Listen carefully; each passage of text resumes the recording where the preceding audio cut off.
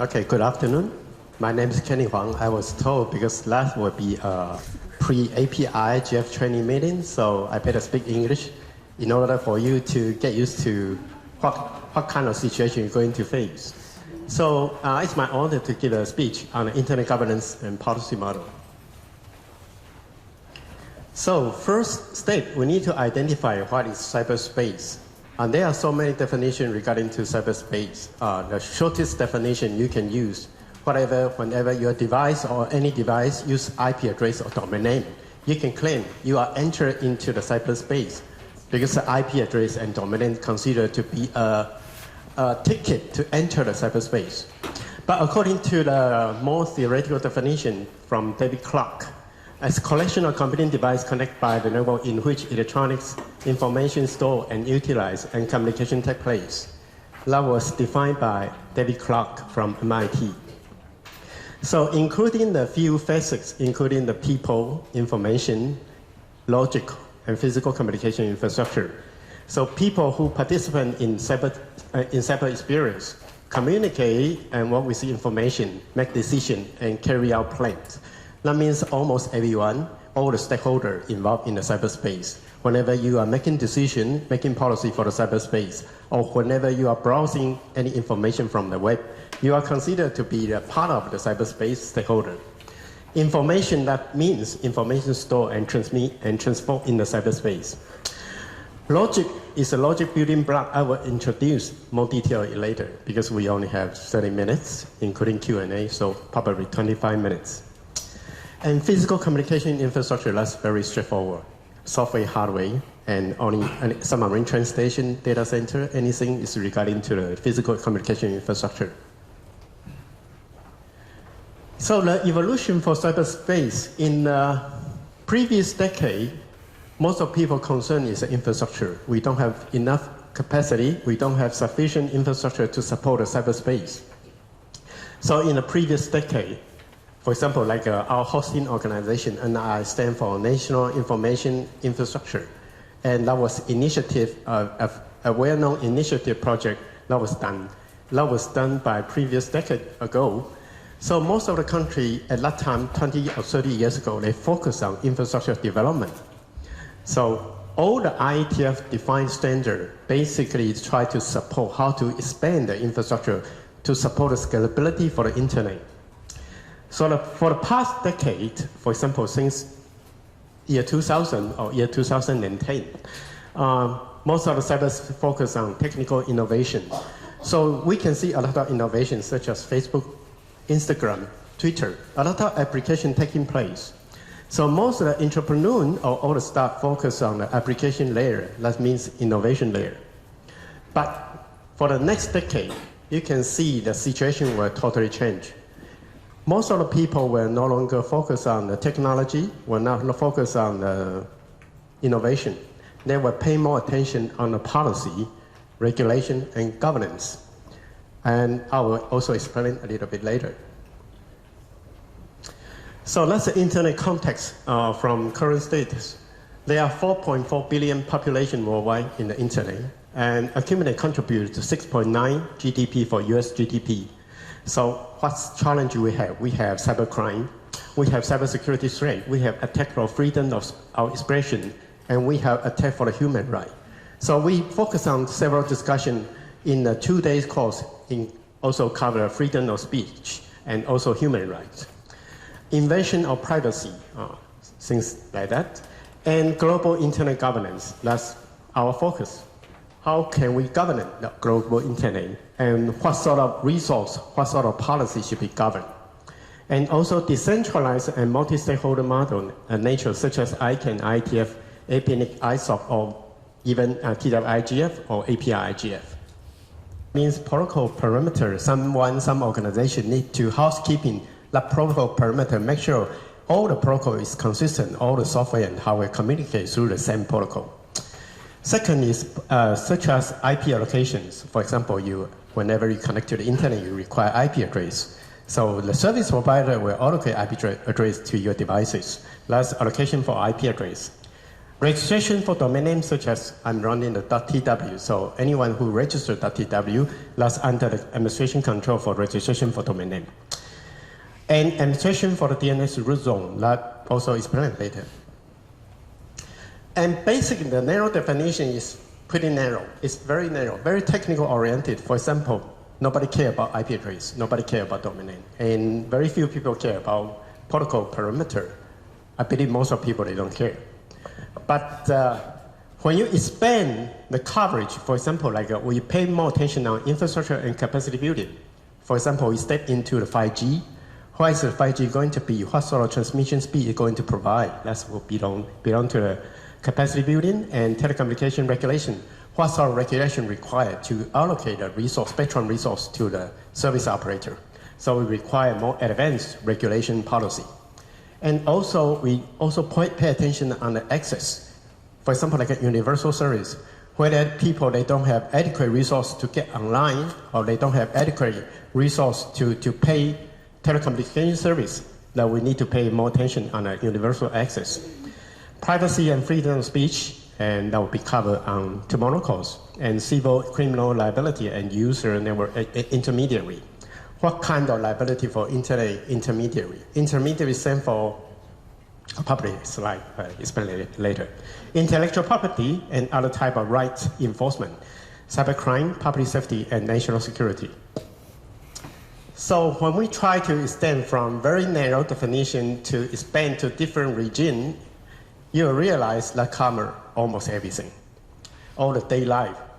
And of course, the foundation comes from the basic element, like an IP address domain name and protocol parameter.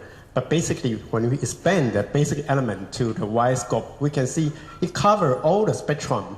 It covers all our daily life. Okay, just skip it. Let's just two cases to demonstrate what kind of issue we probably were concerned regarding to the cyberspace. For example, the first page, you can see because Snowden case, because Snowden, they leak out the WikiLeaks. And so that means that Wikipedia, a lot of users, they suddenly, the number of access to Wikipedia suddenly dropped because the Snowden issues. And another case is Facebook, they automatically build a profile for teenager. Basically, they violate the law, but nobody knows unless the information leak out of Facebook privately to build a profile for the teenager. Because teenagers, they are under 18. Suppose Facebook shouldn't lock their profile. They shouldn't lock their usage behavior. That was also considered a illegal case. Okay. So let's talking about cyber activity, including the center. Center is a three basic element like IP address domain name and ICANN function. And to the wider scope, for example, like a civil right, human right, and privacy telecommunication regulation. Let's pretty much cover the basic function for internet governance. Let's tyrannical function. Okay, this slide talking about what is control point theory, also defined by David Clark. Why we mention control point theory? Because once we build up a cyberspace, the most important is to identify what is control point. Why? Because the control point the government can involve, can step in to manage something they want to manage. For example, like the green color stand for, let's stand for from US point of view, stand for US. For example, US have a regulation DMCA, that's anyone infringe the copyright, and anyone can claim the DMCA notice as ISP to take down any content who infringe the copyright. And also, like a DMCA obligation, ISP obligation. So because they have that kind of regulation, they can enforce ISP to do the notice and check down. And also, we have like a control point. Okay, DNS is also the control point. So, I just mentioned a terminology, internet intermediary. That means internet like a intermediary stand for, in terms of Chinese, stand for 中介机构. Internet intermediary policy and regulation issue, because The intermediary is the focal point for content regulation and social policy question. For example, policy area, whether it's appropriate to the internet intermediary 在这个 critical infrastructure 中介机构呢去 copyright enforcement 强制 copyright. If any content infringe the copyright, we can go to the control point to enforce the copyright. And for example, safeguarding national security. For example, if any content who violate national security, someone or government can go to the control point to enforce, to secure the national security. You probably heard 关注31条 .tw has been taken down. And also let's also consider violate national security. So the government can enforce the control point, for example, like a TWNIC, to taking down the content. And also, is it possible to enforce hate speech, or enforce protecting the children, or illegal content, or provide criminal information to the government? And all that kind of exercise is easily to be implemented in the policy control point. What is policy control point? I'll take some example like national domain name registry, like a CCT or the registry, is considered a very critical control point. And also ISP, especially especially the large tier 1 ISP is a critical control point.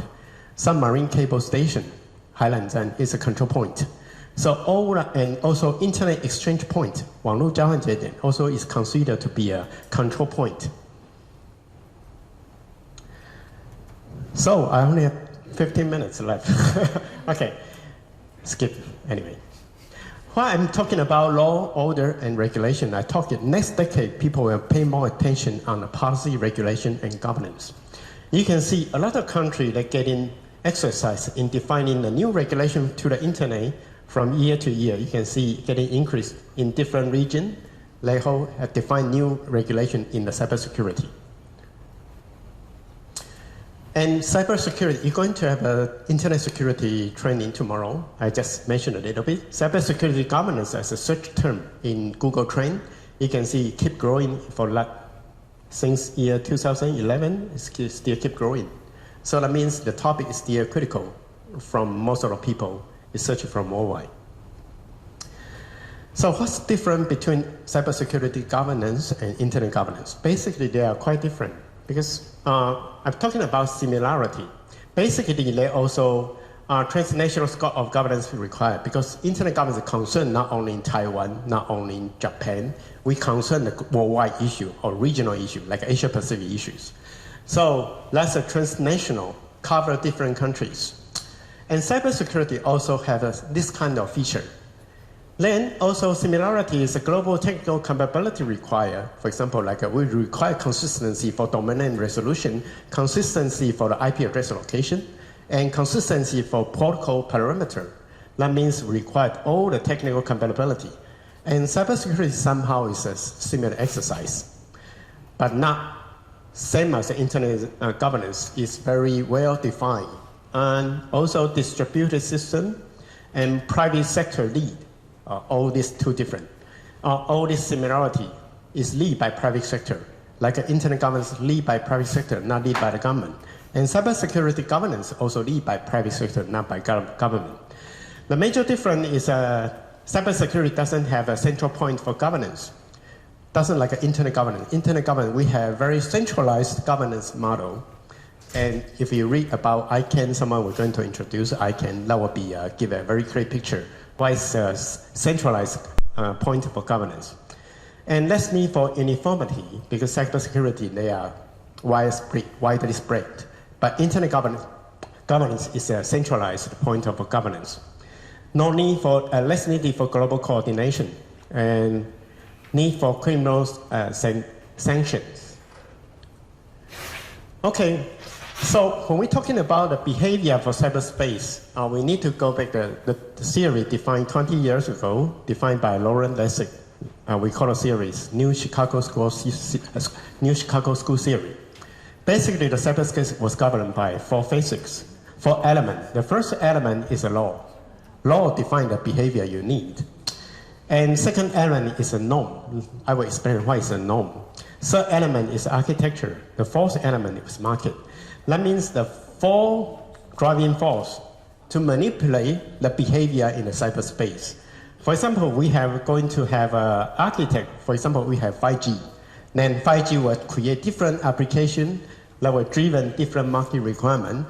And also 5G can impact the regulation requirement, also change the regulation requirement. So when we're talking about internet cybersecurity, we need to pay more attention on the enforceability. We are not just only changing the information. For example, I'm here to share the information with you, and you also can share some information with me. And what we do is just communication, to sharing the information between each other. But when we're talking about cybersecurity, we need to pay more attention on the enforceability. For example, what is the enforceability obligation model? Like ITU has an enforceability. And ICANN is a bottom-up organization, and they're based on contractual compliance. So if anything infringes the contract, like they can cancel the contract. And NATO is enforceability by the state. So even we don't have sufficient cybersecurity regulation, but we still have a lot of regulation exist. For example, like a law of the sea, air law, space law, all different kind of regulation regulation can identify whether your behavior is a lawful or illegal. When we're talking about, that's a case happened in, I think it's 2 weeks ago. 2 weeks ago, I think it's Yemen, they initiate cyber attack to Israel, to the Israel government. But what Israel do doesn't require any coordination or communication to another cybersecurity organization. What it did, just launch an attack, physical attack to the Yemen. So that means if you launch the DDoS attack or any cybersecurity threat to any certain country, they can respond to you in the physical attack, not cyber attack. That means all the government consider this issue very serious. It's not just gaming. If you play the game in the cyberspace, it doesn't hurt. But right now, it hurts. So the government need to identify different regulations, not only within the government, within the country, but also between or among different countries. So they do have defined different kind of like a multilateral ACO that several countries they work together to identify. Once we have cyber attack, what can we do based on the ACO, based on the agreement? What kind of action we can take? So we can find a lot of multilateral ACO, and that's some bilateral between country and countries. Right now, not only for the government, but like a UN, although it's a government institution, but they also identify a group of government experts on the development for the cybersecurity. It's not considered as a government initiative. So back to the original definition, what is a norm? When we're talking about cyber norm, what is a norm? Or based on the definition from social scientists, is a collective expectation for a proper behavior of actor with a given identity in the cyberspace. That means all your behavior act in the cyberspace should be a proper behavior. So you come out with the next question. How can you identify a proper behavior? The behavior can be regulated by the law, for example, defined in the principle. The behavior can be regulated by the procedure or guideline. For example, like in Singapore, they have defined PKI, public key infrastructure. They just define the standard name, that's it. All the hardware, software need to comply with the standard. So with the standard, they can regulate the software and hardware behavior. That means the norm can be predictable because they identify the procedure. And also, but a PKI in Taiwan, we just define a guideline and without any serious enforceability. So we see the evolution for the new Chicago school theory. For the 20 years ago, most of the case we see is architecture change because the internet defined a very standard very quickly. So we see the architecture change. They change the market, become a lot of service providers coming out, and they change the law. For example, we have Cybersecurity Act starting from this year, 20 years later. So at that time, 20 years ago, we call code is law because once you identify the technology, to identify the architecture, you identify the behavior for the cyberspace, just like a regulation. So at this stage, we're using the standard to regulate the behavior in cyberspace, to make sure to enforce the behavior is a proper behavior. But still not enough. Last year, Europe, they launched GDPR last year in the 25th of May. So they changed the regulation. It means anything not only Europe, in the world, need to comply with the GDPR. So they changed the regulation. They changed the regulation, changed the market behavior. All the product service need to comply with GDPR requirement. They changed the market behavior, changed the architect, because all the software, all the hardware need to recall to comply with the, I still have 10 minutes, thank you. Comply with the GDPR requirement. So last year they demonstrate law profession is not only behind the internet, but they lead in the internet. So last year, law is code. Law is code. Anything defined in the regulation, all the software need to comply with the regulation. But previous decade, code is law. Once you identify written in the open source code, released to the internet, you become an international de facto standard, just like a regulation. So they changed the behavior of cyberspace. But in the current practice, we are very likely to see norm could be changed. Norm could be changed in architecture, could be changed in the market, could be influenced by regulation. What can I say? For example, like norm, MANAS. MANAS stands for Mutual Agreed Norm for Routing Security. That was issued by Internet Society, not any government organization. It's an industrial self-regulation entity. Because they set up a norm, once you comply with the norm, that means you commit yourself, your service, to fulfill the requirement as regulated by the MANAS. That's what we call this process is industrial self-regulation. Not a state regulation, it's industrial self-regulation. Also, that's pretty common. We see protocol number, name, is all lead by different institutions like IETFI, Regional Internet Registry, or lead by ICANN. It's not, none of them are common. It's very traditional practice for internet governance. Manila Principle is also a group of companies that work together to identify what kind of liability for the intermediary. For example, who is the intermediary? As I mentioned, ISP is an intermediary. Facebook is intermediary. Google is intermediary. TLink is intermediary. Intermediary shouldn't share from liability for third-party content. So any request for restriction of content must be clear, be unambiguous, and follow the due process. So if you ask me or ask any intermediary operator, please take down the content, you need to follow the due process. Who defined the Manila Principle? Not the government. It's a group of companies, that's it. So, because of the time limit, so I just skip quickly. So when we go to the cybersecurity, you're going to have a more detailed for tomorrow's section. When we discuss cybersecurity, talking about organization rules such as ISO 27001 or ISMS, Information Security Management System. All the requirements just belong to organization, apply for single organization alone, doesn't apply to the other organization. So we call this an organization rule. What happens if a cybercrime happens, for example, like in Taiwan, you can apply the jurisdiction law, 台湾的管辖权, 台湾的法律, jurisdiction law.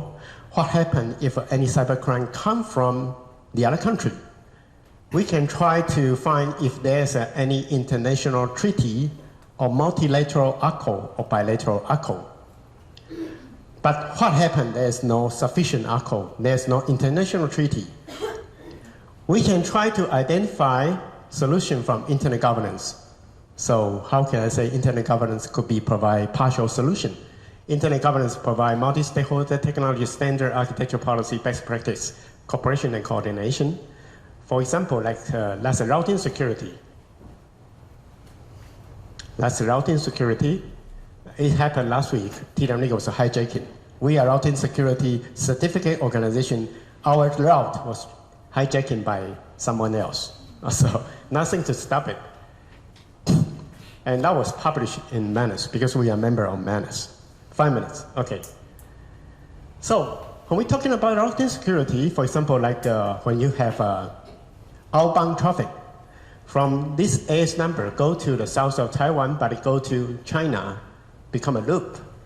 Is that become a potential security? Yes. But it doesn't consider as security 10 years ago, because if any traffic have a potential loop 10 years ago, we call this network resilience. That's a benefit of the internet. But for today, we call this a national security.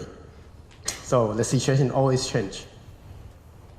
But anyway, because we foresee the requirement for solve the routing security, so all the IIR people and internet registry people, they try to define the standard itself and propose to get approval by the IETF. Eventually, IETF adopt, become the standard. So the IIR registry can provide certificate for any IP resource allocated to the members. So when the router who activate RPKI validation, they can go to the IIR to validate whether the resource they announce belong to the authentic resources. So what's different between this one and previous IETF? That's a little bit different. Previous IETF, anyone can go to IETF to identify any protocol standard you like. But this time, we take control. We means IIR people, we take control. We define the standard by ourselves, and we formulate the process by ourselves, and we force IETF to adopt the standard. And not finished yet. Once IETF passed the standard, we become the internet registry. We are officially launched IIR certificate, RPKI certificate to ensure the routing can be more secure. So that means become just like a total solution, 一条龙服务. So that's the final case. Okay, that's a case happened in Australia. If an Australia cyber infiltrator eventually realize, they find a crypto, they find a decryption key somewhere for the victim. So from WHOIS service, he identify the key could be allocated in India. So what he did is they launched the MLET, Mutual Legal Assistance Treaty, 司法互助协定. So from Australia, launched MLET to India, take 1 month. 1 month later, the India law enforcement agent called the indicated company. So the company can be rejected because it's not a jurisdiction of Australia, it's a jurisdiction of India. So he can reject. Okay, we don't consider rejection. We consider they're willing to cooperate. Then from the server, they find out there's a jump because the source comes from China. So Australia need to issue the second MLET from Australia to China. So when China law enforcement agent go to the server, it's too late because all the information already gone. So that's current practice based on current legal requirement. So what can we do? We just change the internet policy proposal, change some parameter, so you can easily to identify, to find someone you can contact with to find the information you require. So that basically, that kind of process speed up everything we do in the current regulation, current legal process. So that's from internet or cybersecurity governance point of view, try to solve the issue from different angle.